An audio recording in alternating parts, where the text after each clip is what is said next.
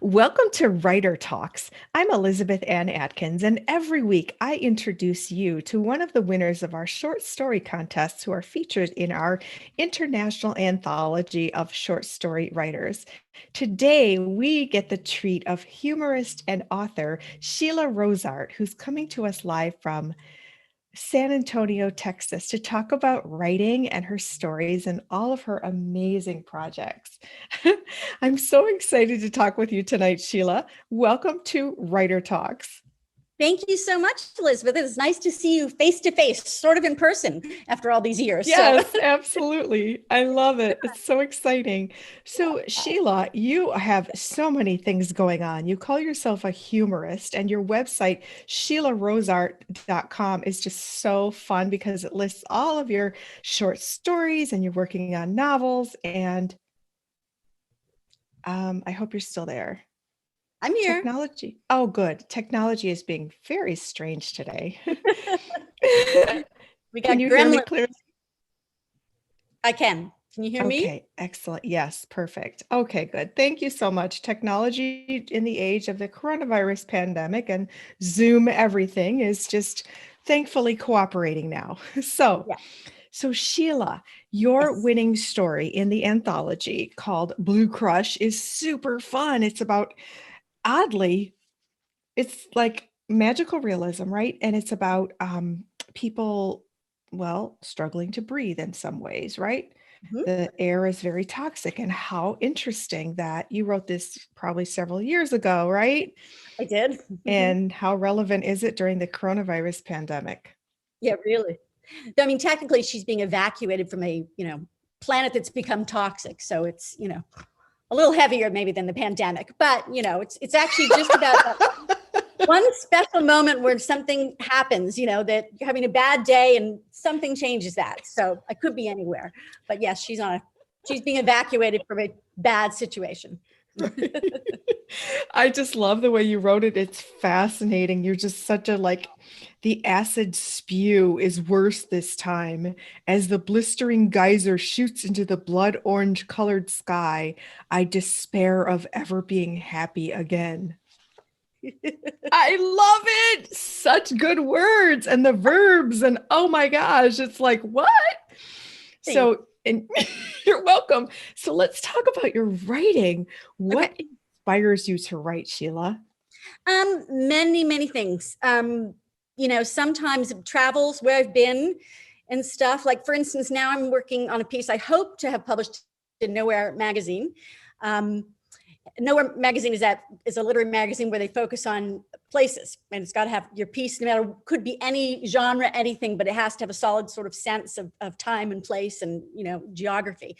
So, and one of the places I've lived in was Hong Kong, and given that, and I loved it there, but politically with what's going on and with the pandemic and China, I fear that Hong Kong will be no longer, at least not the way I remember it.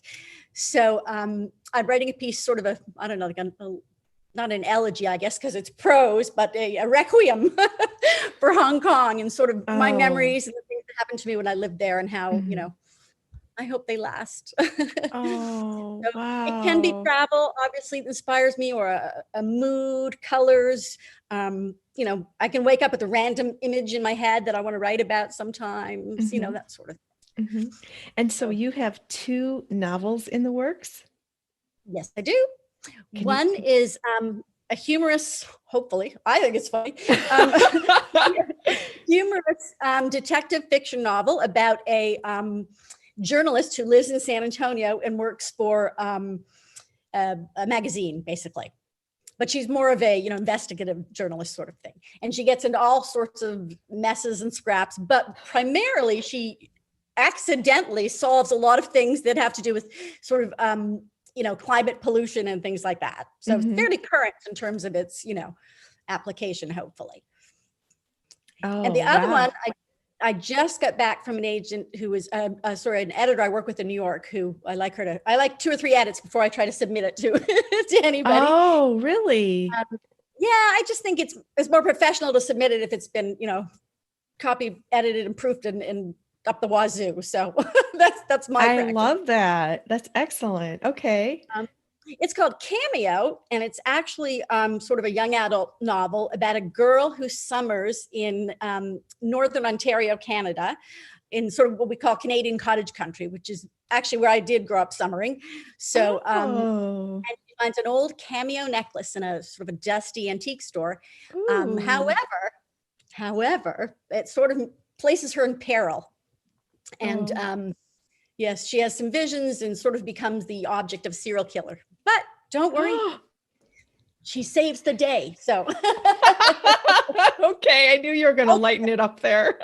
there's some romance in there, and there's a lot of things like that. So Mhm. it's not heavy, even though it certainly has its moments. I So, love that. I love your thoroughness. So rather than have your literary agent submit it to acquisition editors at publishing houses, you have an editor polish it to as good of perfection as possible, and then you submit. yes.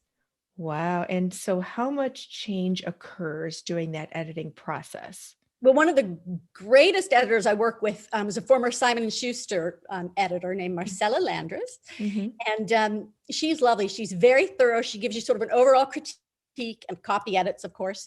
And then she gives you plot critique and point of view and narrative changes and things, anything she thinks will strengthen the manuscript. And also, of course, structure and all sorts of things. So she's Uh-huh. very thorough. And then she gives you sort of an editorial letter with all the changes. She gives you, line by line, obviously edits, and some things to think about and things she'd like you to write about, and things like that. So I really enjoy working with Marcella. She's totally thorough. And I've learned, I think, a lot about the craft and just the business of publishing and submitting by working with her. So that's why I do that. Wow, that is fascinating. So that's a tremendous investment of time and patience and probably money because editors aren't free. But you Right. have to have tremendous patience with your craft if you're going through these rounds of editing. Can you talk about that? Because we're in a world where we want everything now. And gratification, and I'm no different, believe me. But I find that sometimes, I'm sure you find this, if you let something, percolate a little bit, it becomes clearer to you. So in essence, when I finish what I think, and I've made my edits and gone through it a few times, and I send it to the editor, I just stop thinking about it for 2 months or however long it takes her. And then when it comes back, I'm so excited to see what she thinks and etc. And I find that everything is clearer, and all her comments like, why did you switch point of view here? I'm like, I don't know. You're right. Oh my And just, gosh. sometimes you get caught in this little plot, revolutions. You're like, wait a minute. I mean, you can just see everything so much clearer. And if I can't, Marcella certainly can. So going through the novel again, it can be tedious, but it's also enlightening. And I learned so much that, and she also helps with like query letters, synopsis, anything that I need to submit to somebody. So Mhm. it's just, I think it's worthwhile. Yes, it's long, but I'd rather submit something fairly polished to an agent or, and have them submit than, something Yes. amateur. Yes, So, absolutely. I love that. What a tremendous lesson for us all to have delayed gratification and try and get it as perfected as possible because writing is rewriting, as we know, and absolutely. it is tedious. Cutting. Pardon? And cutting, writing, cutting out everything you spewed forth first. That's in my experience. I'm one of those pantsers. I just sort of spew everything, and then I have to go back and erase 90% of it. But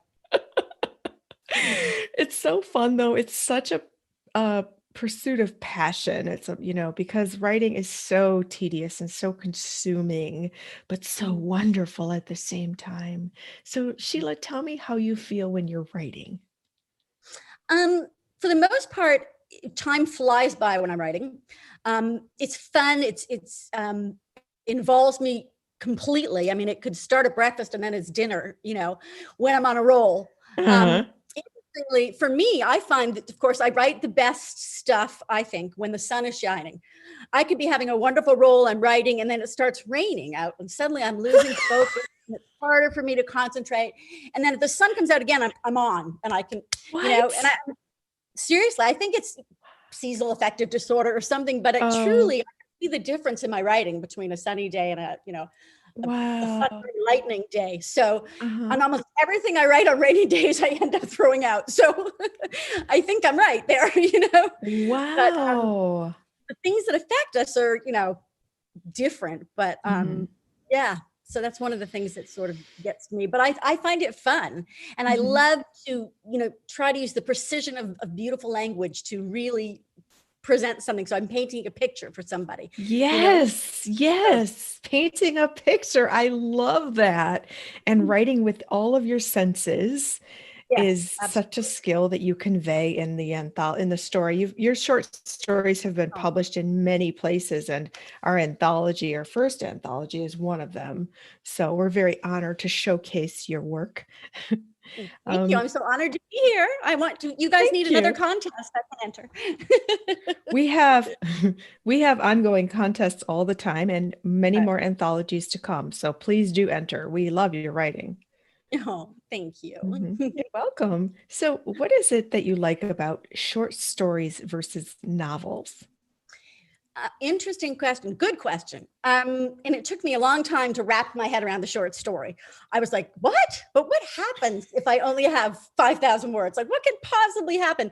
And then I honed in on a moment, just one moment that's important that changes everything, or one glimpse of, a realization. And I started writing from the middle of it, of the story, like that moment. And then I find that you've actually captured an entire plot and a story within 3,000 words or something, and you could expand it a little bit. So I stopped thinking of it as a big story I had to condense, and started thinking of it as a little moment I had to expand, if that makes Ooh, wait. That's so good. Can you say that again? if I remember it. I stopped thinking of it as a big story that I had to condense, and started thinking of it as a single moment I had to expand. Oh my And that gosh, that is encapsulated so suddenly. powerful. One day I was like, oh, I get it now. I get the short story, and I mean, I submitted to millions of Wow. magazines and I wasn't getting anywhere. I got some lovely feedback, but wasn't getting anywhere. And then one day that just clicked.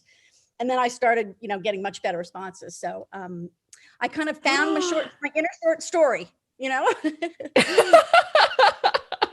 was hiding in there the whole time, but Oh my gosh. And do you have a similar mindset around novel writing?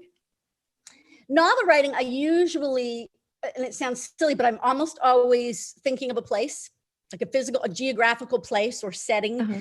and the culture, the smells, the food, and a character that would fit there, or a time in my life when I was there, or what if something crazy happened in that place. So I almost always start with a sense of place where I want something to happen.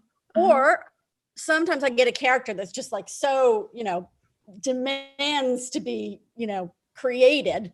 And I Uh-huh. sort of imagine where she'd go in that place. And then it sort of goes, or he, Oh, goes. That's sort of, how I wow. think of it. So, and sometimes you just get the outline of a story, like the cameo. I'm like, wow, I want something to do with an old cameo and a dusty velvet ribbon that, was sort of Ooh. evocative for me. Yeah, So yeah. sometimes it's just that thought, I guess, that, Oh, gets that's fascinating. And you've been all around the world. So how much have your world travels influenced your writing? Um, I think that a lot. I think that when I was living abroad as an expat, I was writing copious emails and letters home, trying to capture and describe all the wild exotica that I was experiencing, and I think that sort of started me on my love for. Um, travel and place. And of course, I love to read anything that's transportive and takes me somewhere of fiction. Mm. Mhm. I don't care, Russia to ancient Egypt to, your house next door, whatever. Uh-huh. Um, and I guess that, and having lived in different places and hopefully appreciated some aspects of different cultures, I'm more appreciative and objective in presenting them within my books. Mhm. I hope stories. And certainly I find certain things like, I mean, I lived in Tokyo for many years, and I find that a lot of my characters are Asian, and a lot of them bow and things that they just come that way in my head, and so I'm Yeah. sure that certainly resultant of living abroad, you know. Wow, what tremendous material for writing from with such a broad general knowledge base.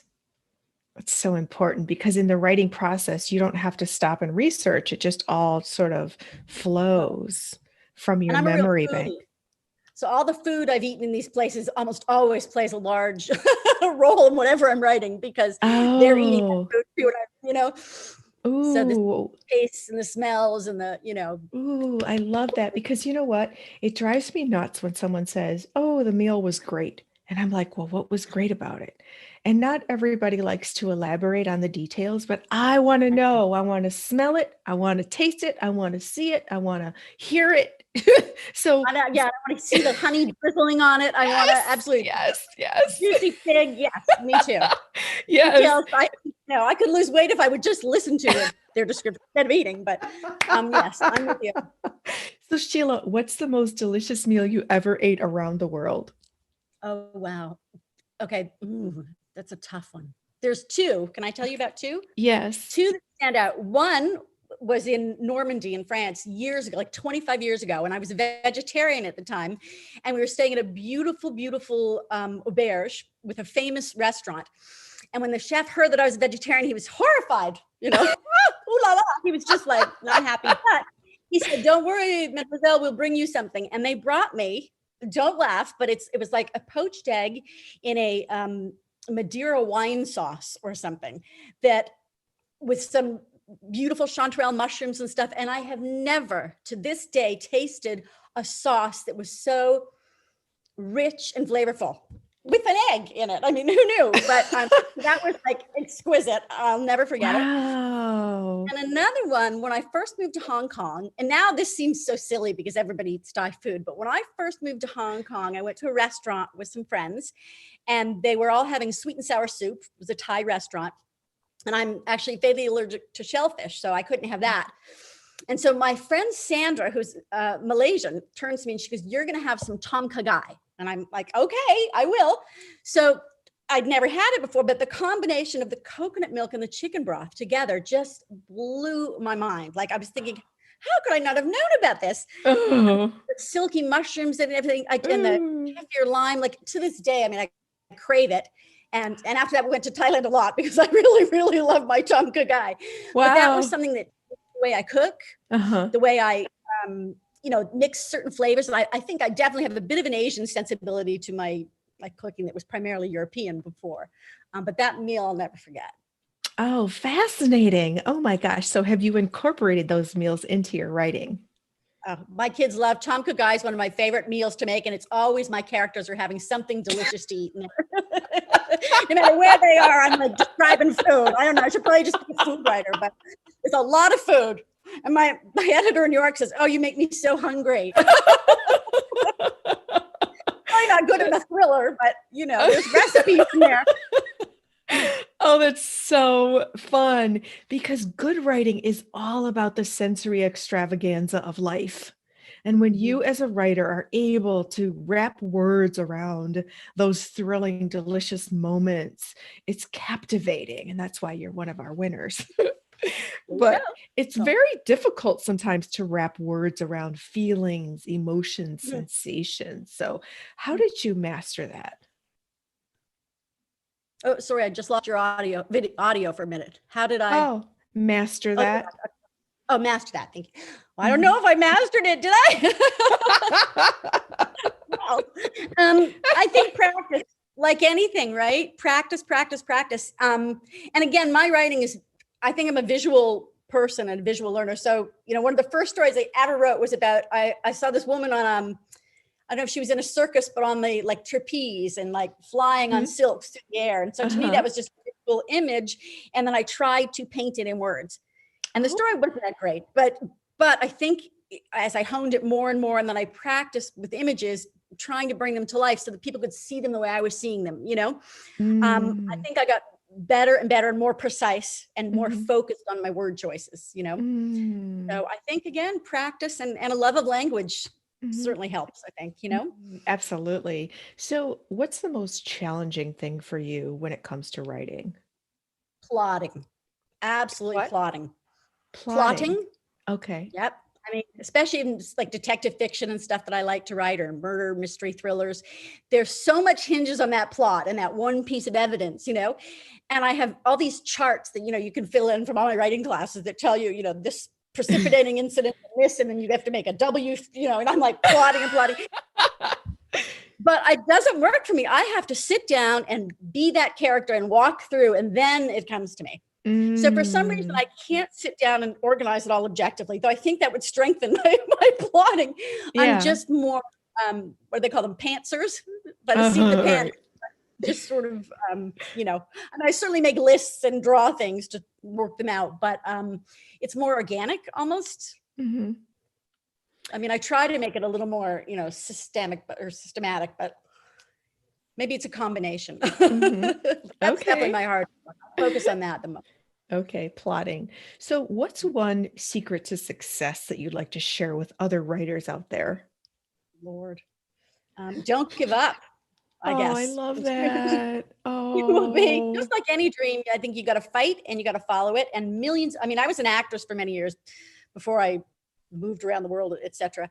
And you get used to rejection, and thank God, and you got to have a thick skin. And I think, at least in writing, if you get a rejection, they're lovely, it seems. I mean, they praise when they explain why they didn't write for their piece, or they're very encouraging, whereas an actor, they're like, next, so, but I think you have to be determined and not give up. Just keep trying no matter what. And it only takes one person to like your stuff. Just one. Yes, you can send it to 75 people and chances are one might like it. So, keep trying.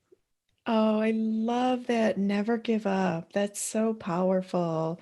Now, do you journal, like write just for yourself? I wouldn't say a journal, but I do write things myself when I've had like a traumatic experience or something that was really important that I probably can't tell the rest of the world about, or something. I write it down. It's a little bit cathartic, maybe. And maybe someday those pieces will find their way into something. But it's just for me. But I wouldn't say I do it every day, journaling. Like my daughter's very into that, and I always buy her pretty journaling. Really? She loves to do that. But for me, it's not a daily thing. It's just, when something profound happens and I just need to express myself over. Politics lately, things like that, Oh, I hear you. So the healing power of writing is something that you cherish. Absolutely. I think it can crystallize or clarify things in your mind when there've been times where I've written something, I'm not really sure of my thoughts on it. And then as I go through it, crystallizes. I'm like, no, wait a minute. I am fully in this camp, Oh, I love that. Yes, absolutely. So Sheila, being an actress and a writer, have you ever written screenplays or TV series? No, I was tempted at one point, but when I used to do a lot of improvisation in New York, theatrical stuff, and I used to write some of the stuff for Gotham City Improv that they would perform. I think that's sort of where I got my humorous, writing from. But no, I have not. I always wanted to be on the TV, not write it. I think that's what stopped me from going there, So I've eradicated that pretty much from my system, and now I'm just going to write. We're just going to keep them far apart. So do you like to write at night, or obviously during the sunshine you like to write, but do you have a rhythm? Do you write every day? Do you write full time? I don't write every day, because some days have to be dedicated to driving children around, feeding dogs, taking to vet, life.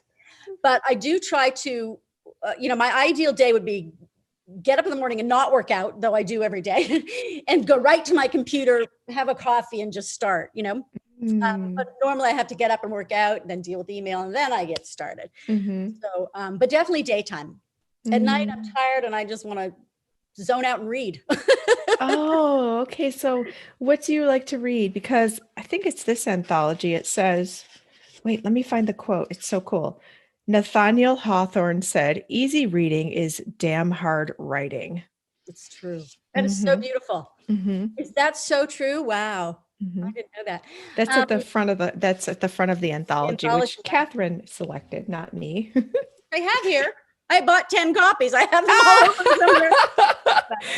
Very cool. I read anything and everything. I grew up loving fantasy and science fiction, and everything, obviously, from, The Hobbit on through, William Mm. Gibson and that sort of, hard metal Mhm. stuff to the, what are they calling it now? The steampunk, which Oh, is sort of yeah. Victorian meets, industrial.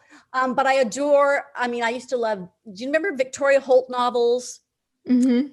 Or Philippa Carr? And she used to write Mhm. semi-historical novels or anything. There was one about a wonderful Elizabeth, someone who used to write about Egyptology. And she and Mm. her husband used to go on these wonderful adventures, or anything slightly Gothic. I mean, from the Fall of the House of Usher to, Ooh. Poe. I love Poe, I must Me say. too. Anything with a magical element or a little supernatural or, Oh, yes. Yes, And also yes. this year, I must say, one of my favorite books was that Amor Towles, A Gentleman in Moscow. Have you read that? Mm. Mhm. Oh, Mhm. What did I you love about it? I could see that hotel. I could see his clothing, the wardrobe, the way he, you know, transformed the world for the little girl, and ultimately the way he managed to have her escape the limitations that he'd had, Mhm. and yet retain true to his own sort of nobility and morals. But I also thought the Mm. language was just so beautiful. Wow, I just love that. Like Oh, when the sentences are so lush, you just want to read them over and over before you move forward, mhm. right? Yeah, Just but love simple that. enough. Sometimes I find some writers are so dense. I'm like, what? And I have to No, go back and I pick it apart. But he's no. not like that. It flows like poetry. It's lyrical, I think. I love that. So, Speaking of poetry and speaking of Edgar Allan Poe, mhm. um, I was at the Detroit Public Library archive a few years ago, and I was working on some project. And Sheila, there was this giant, I swear it was 3 feet by 2 feet big. This book, it was Edgar Allan Poe's The Raven. Oh, And it was a leather bound and it was gilded, like the edges of the pages were gilded. And it was really old from the 1800s. And I opened it and I'm like, I was touching this thing from the 1800s. And I'm like, writing lasts forever. It delights people forever. It educates, inspires. So, can you talk about how you probably don't think about the legacy that you're leaving as a writer, but you are the importance of preserving our ideas and our stories in writing for future generations. mhm. And I do think about that, not in terms of my own legacy, but I mean, certainly think of Poe's legacy.